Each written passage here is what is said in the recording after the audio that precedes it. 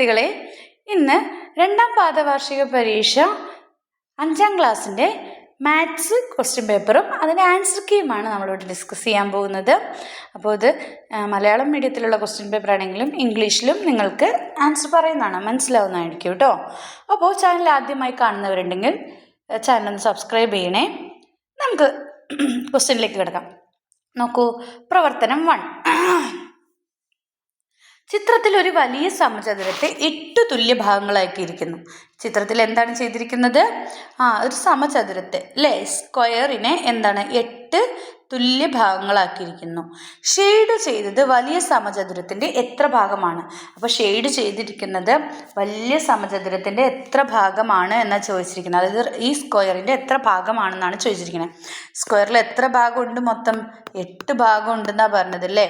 ഈ 8 ഭാഗത്തിൽ എത്രണ്ണം മാത്രമേ ഷെയ്ഡ് ചെയ്തിട്ടുള്ളൂ? ഒരെണ്ണം മാത്രമേ ഷെയ്ഡ് ചെയ്തിട്ടുള്ളൂ. അപ്പം നമ്മൾ എന്ത് എഴുതണം? 1/8. മനസ്സിലായോ? ബി ക്വസ്റ്റ്യൻ നോക്കൂ. 4 സെൻറ്റിമീറ്റർ വശമുള്ള സമചതുരം വരച്ച് അതിനെ 16 ആക്കുക. അപ്പം നിങ്ങളോട് 4 സെൻറ്റിമീറ്റർ വശങ്ങളുള്ള സമചതുരം വരച്ചിട്ട് എന്താക്കാനാണ് പറഞ്ഞിരിക്കുന്നത്? അതിനെ 16 സമഭാഗങ്ങളാക്കാനാണ് പറഞ്ഞിരിക്കുന്നത്. ഇതുപോലെ 16 എണ്ണം നിങ്ങൾ എന്ത് ചെയ്യണം? വരയ്ക്കണം. ഇതിപ്പോൾ 8 അല്ലേ, അപ്പം നിങ്ങൾ ഇങ്ങനത്തെ 16 എണ്ണമായിട്ട് വരയ്ക്കണം എന്നാണ് പറഞ്ഞിരിക്കുന്നത്. ഇങ്ങനെയൊക്കെ ആക്കിയിട്ട് 16 സമഭാഗങ്ങളാക്കി വരയ്ക്കണം എന്നാണ് പറഞ്ഞിരിക്കുന്നത് അല്ലേ. 16 സമഭാഗങ്ങളാക്കുക. 4 സെൻറ്റിമീറ്റർ അത് നിങ്ങൾ വരയ്ക്കുക. അപ്പോൾ 16 സമഭാഗങ്ങളാക്കിയിട്ട് അതിനെ വരയ്ക്കണം. മനസ്സിലായോ? അതായത് അപ്പം മുകളിൽ എത്ര എണ്ണം വരും? 8 എണ്ണം വീതം, താഴെയും 8 എണ്ണം. 8 × 8 = 16. മനസ്സിലായോ മക്കളെ? ഇനി സി നോക്കൂ. നിങ്ങൾ വരച്ച സമചതുരത്തിൻ്റെ 1/2 ഭാഗം ഷെയ്ഡ് ചെയ്യുക. അപ്പോൾ എന്താ നിങ്ങൾ ചെയ്യേണ്ടത്? ഇതുപോലെ മൊത്തം 8 എണ്ണം വരച്ച് മുകളിൽ 8 താഴെ 8 വെച്ചിട്ട് 16 എണ്ണം വരച്ച ശേഷം നിങ്ങൾ എത്ര ഷെയ്ഡ് ചെയ്യാനാണ് പറഞ്ഞിരിക്കുന്നത്? ആ സമചതുരത്തിൻ്റെ 1/2 ഭാഗം ഷെയ്ഡ് ചെയ്യുക. അതായത് മുകളിൽ മുഴുവൻ 8 ഭാഗവും നിങ്ങൾ എന്ത് ചെയ്യണം? ഷെയ്ഡ് ചെയ്യുക. അത് അതിൻ്റെ അരഭാഗവും നിങ്ങൾ എന്ത് ചെയ്യണം? ഷെയ്ഡ് ചെയ്യണം. ഹാഫ് പോർഷനും നിങ്ങൾ എന്ത് ചെയ്യണം? ഷെയ്ഡ് ചെയ്യണം. ഈ ക്വസ്റ്റ്യൻ നോക്കൂ. 3/4 ഭാഗത്തിന് തുല്യമല്ലാത്തത് താഴെ തന്നിട്ടുള്ളവയിൽ ഏതാണ്? 3/4 എന്നതിന് തുല്യമല്ലാത്തത് ഏതാണെന്നാണ് ചോദിച്ചിരിക്കുന്നത്. തുല്യമല്ലാത്തത് ഏതായിരിക്കും? 8/12. ഏതായിരിക്കും മക്കളെ? 8/12. ബാക്കിയെല്ലാം ചെയ്യുമ്പോൾ നമുക്ക് എന്താ കിട്ടണേ? 3/4 തന്നെയാണ് കിട്ടുക അല്ലേ. ക്ലിയർ ആണോ? അപ്പോൾ തുല്യമല്ലാത്തത് ഏതാണ്? 3/4 ഭാഗത്തിന് തുല്യമല്ലാത്തത് 8/12 ആണ്. ബി ക്വസ്റ്റ്യൻ നോക്കൂ. പ്രവർത്തനം 2 നോക്കൂ. അളവുകളെ ഭിന്ന രൂപത്തിലും ദശാംശ രൂപത്തിലും എഴുതുക. അതായത് ഡെസിമലിലും ഫ്രാക്ഷനിലും എഴുതാനാണ് പറഞ്ഞിരിക്കുന്നത്. ഇവിടെ താഴെ തന്നിരിക്കുന്നത് ഫ്രാക്ഷണൽ ഫോമിലും ഡെസിമൽ ഫോമിലും എഴുതാനാണ് പറഞ്ഞിരിക്കുന്നത്. അപ്പോൾ 7 സെൻറ്റിമീറ്റർ 8 മില്ലിമീറ്റർ. എൻ്റെ question paper model question paper ഞാനിട്ട് കണ്ടിട്ടുള്ളവർക്ക് ഇത് സുഖമായിട്ട് എഴുതാം. ഇതേ മോഡലിലൊരു ക്വസ്റ്റ്യന് നമ്മൾ ഇട്ടിട്ടുണ്ടായിരുന്നു അല്ലേ.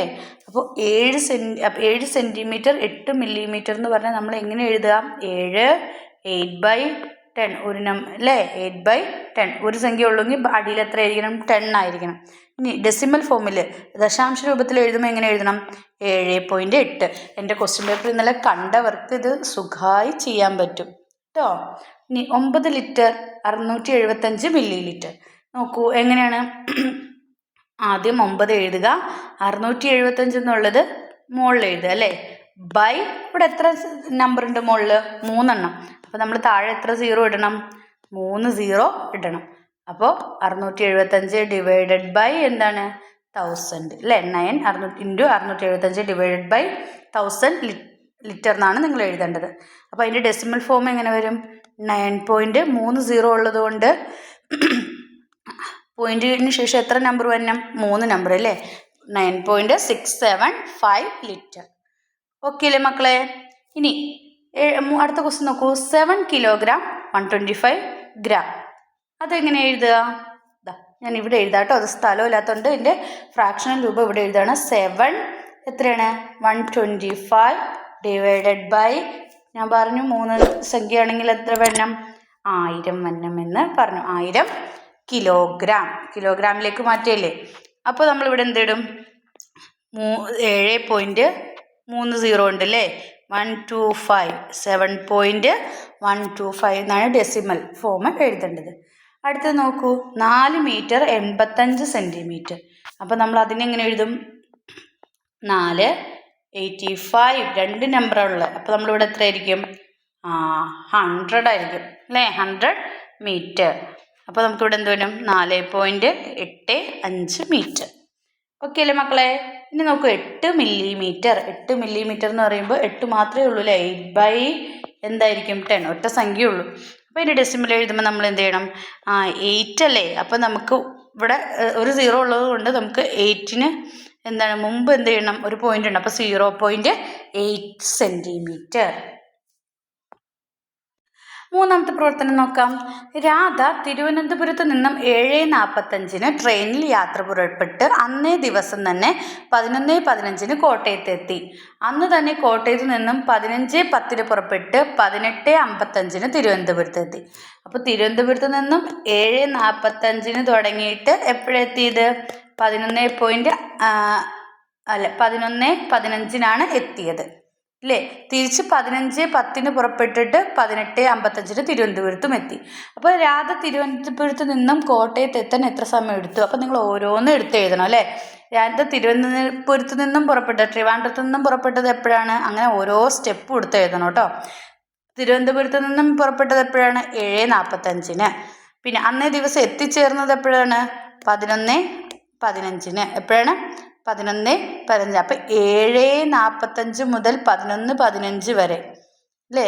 അപ്പോൾ രാവിലെ 7:45 മുതൽ 11:15 വരെ എടുത്ത മണിക്കൂർ ഈ സമയം എത്രയാണെന്ന് നിങ്ങൾ കൗണ്ട് ചെയ്യണം. അപ്പോൾ എത്രയായിരിക്കും? നമുക്കറിയാം 7:45 അല്ലേ. അപ്പോൾ 8:45 9:45 10:45. അപ്പം തന്നെ എത്രയായി? 3:30. പിന്നെ എല്ലാത്തിൻ്റെയും 15 വെച്ച് കൂട്ടുമ്പോൾ എത്രയായിരിക്കും നമുക്ക് കിട്ടണം? 3:30 മണിക്കൂർ. എത്രയാണ് കിട്ടുക? 3:30 മണിക്കൂർ. അപ്പോൾ ഇത് ഒന്നെങ്കിൽ നിങ്ങൾക്ക് എന്താ എഴുതാം? 3:30 മണിക്കൂർ എന്ന് എഴുതാം. 3:30 അവേഴ്സ് അല്ലേ. അല്ലെങ്കിലോ 3:30 മണിക്കൂർ അല്ലെങ്കിൽ എന്താണ്? 3:30 മണിക്കൂർ അല്ലെങ്കിൽ എന്താണ്? 3:30 ഒരു മണിക്കൂറിന് എത്ര മിനിറ്റാണ്? 60 മിനിറ്റാണ് അല്ലേ.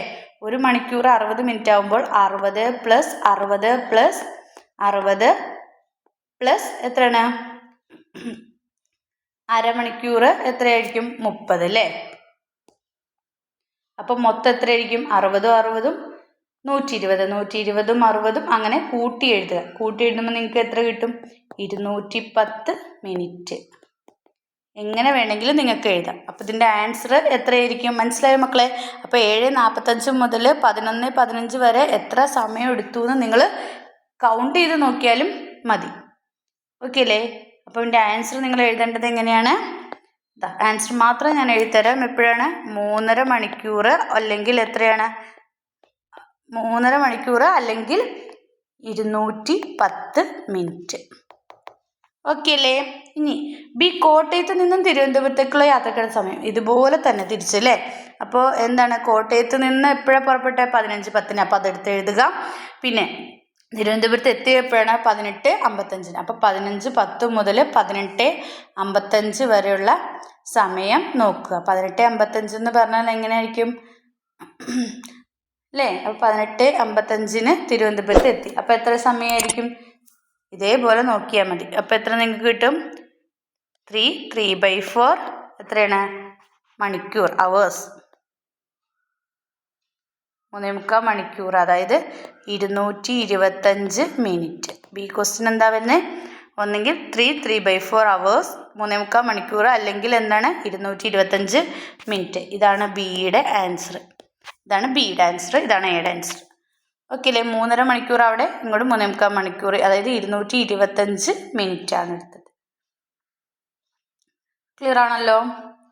ഇനി അങ്ങോട്ടും ഇങ്ങോട്ടും കൂടി ട്രെയിൻ യാത്രയ്ക്ക് ആകെ എത്ര സമയം എടുത്തു? അപ്പോൾ രണ്ടും കൂടെ കൂടി കൂട്ടിയാൽ മതി. 3/4 കൂടി കൂട്ടിയാൽ മതി. അപ്പോൾ നമുക്ക് എത്ര കിട്ടും ആൻസർ? രണ്ടും കൂടെ കൂടി പ്ലസ് ചെയ്യാം. ഞാൻ സ്ഥലമില്ലാത്തതുകൊണ്ട് അതൊന്നും പ്ലസ് ചെയ്യാണ്ട് വിടുകയാണ് കേട്ടോ. നിങ്ങൾ എന്താ ചെയ്യേണ്ടത്? 3.5 പ്ലസ് എത്രയാണ്? 3/4 കൂടി പ്ലസ് ചെയ്താൽ മതി. അപ്പോൾ നമുക്ക് എത്ര കിട്ടുക? 7/1/4. ആൻസർ എന്താണ്? 7 1/4. അപ്പോൾ സിയുടെ ആൻസർ 7 1/4 മണിക്കൂറാണ്. അതായത് 435 മിനിറ്റ് ആണ്. എത്രയാണ്? 435 മിനിറ്റ്.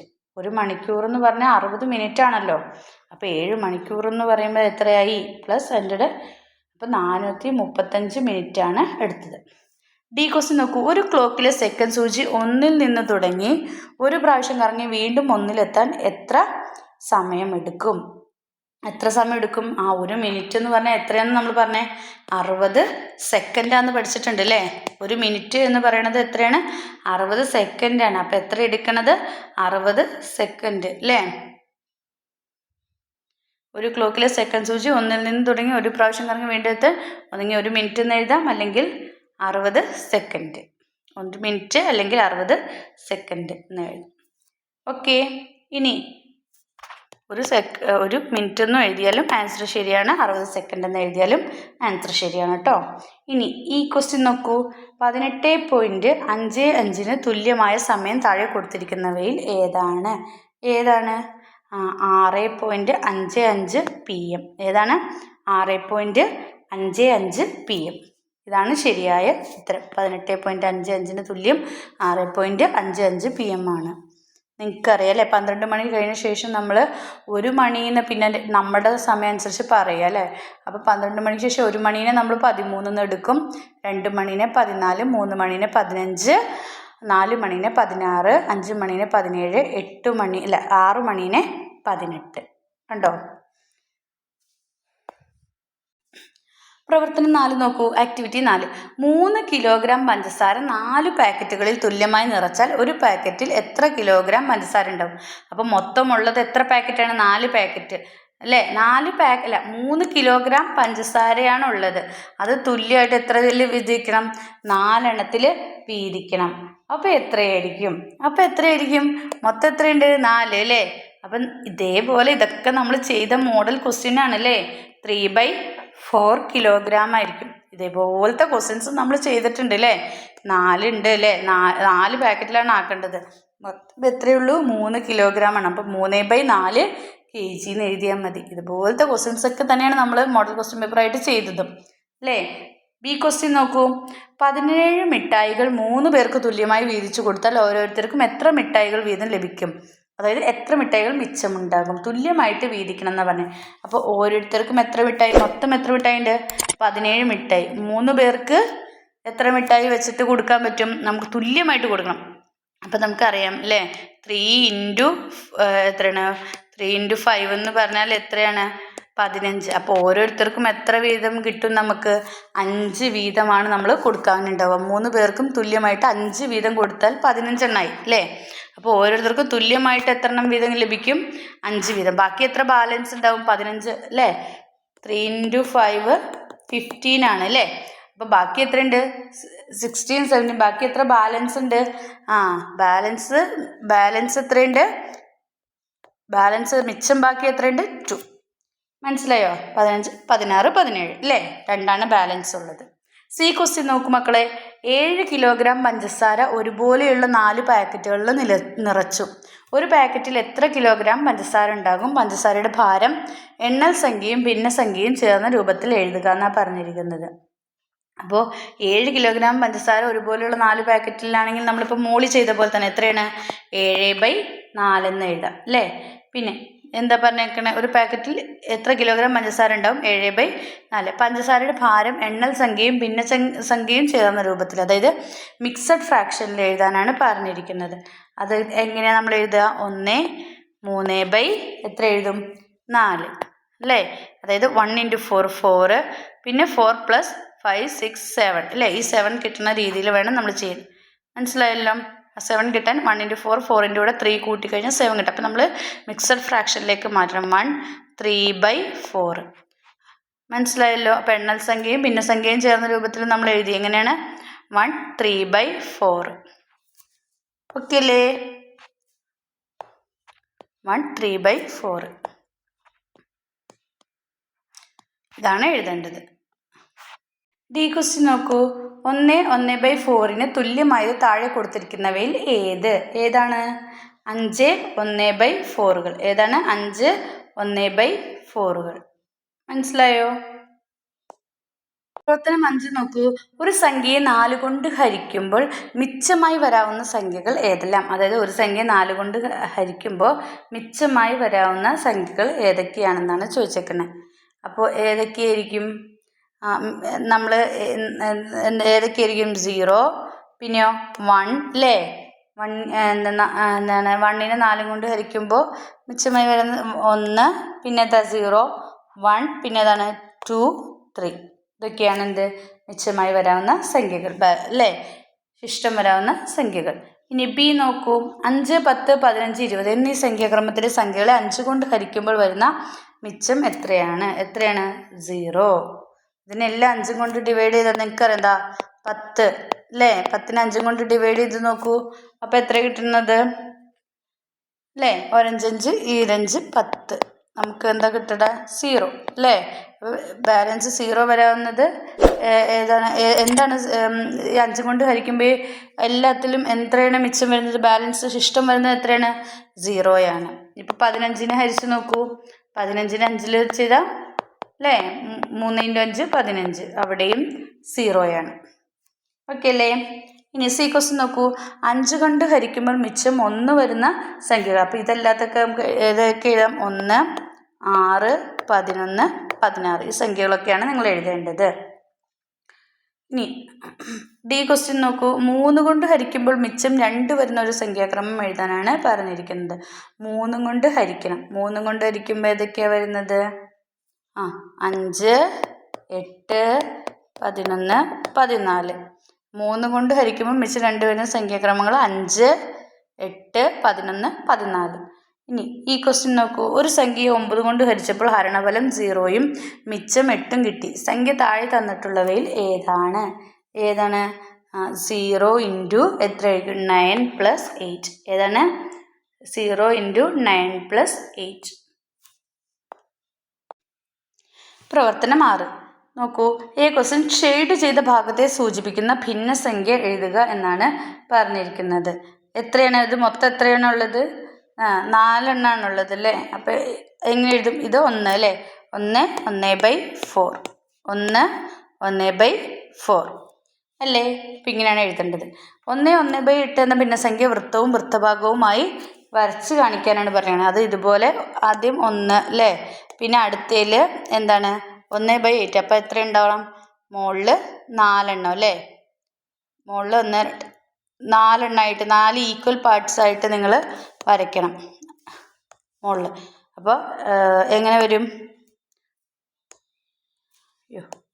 മൊത്തം എത്ര എണ്ണം വേണം?